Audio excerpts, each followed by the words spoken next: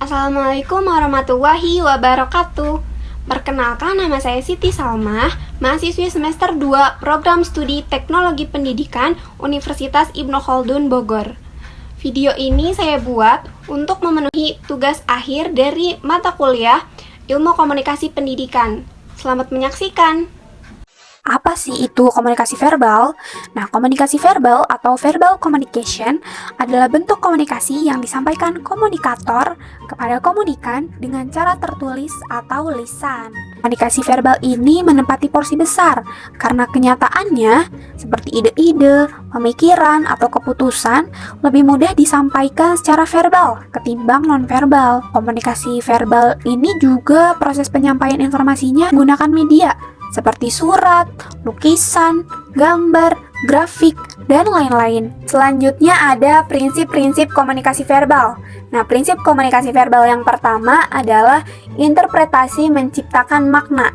Simbol bersifat abstrak, ambigu, dan tidak absolut, maka butuh interpretasi. Maksudnya adalah menerjemahkan suatu informasi atau kalimat penjelas untuk meningkatkan pemahaman.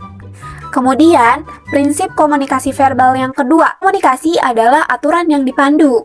Nah, aturan komunikasi atau communication rules adalah pemahaman bersama terhadap makna komunikasi dan macam komunikasi yang cocok atau tidaknya untuk berbagai situasi. Misalnya seperti tidak menyela bicaraan dan tidak boleh bicara saat makan. Yang ketiga adalah penekanan mempengaruhi makna. Ketika menulis, kita menggunakan tanda titik untuk menjelaskan di mana ide-ide berhenti dan mulai. Komunikasi nonverbal. Komunikasi nonverbal adalah komunikasi yang pesannya ini dikemas dalam bentuk tanpa kata-kata. Lalu komunikasi nonverbal dapat berupa lambang-lambang, gestur, warna, mimik wajah, dan lain-lain. Prinsip-prinsip komunikasi nonverbal pertama adalah mendukung atau menggantikan komunikasi verbal, seperti mengatakan iya diganti dengan anggukan kepala. Dua, mengatur interaksi.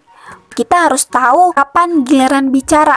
Itu tuh diatur secara nonverbal. Yang ketiga, membentuk makna tingkat hubungan. Ini digunakan untuk menyampaikan 3 dimensi makna tingkat hubungan. Dimensi yang pertama adalah responsif. Dimensi yang kedua adalah kesukaan. Dimensi yang ketiga adalah kekuasaan. 4, yaitu mencerminkan nilai budaya. Banyakan perilaku nonverbal ini tidak bersifat insting, dipelajari dalam proses sosialisasi.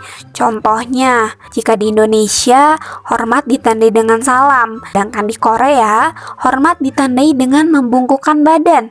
Semakin rendah artinya semakin hormat. Semoga videonya bermanfaat. Wassalamualaikum warahmatullahi wabarakatuh.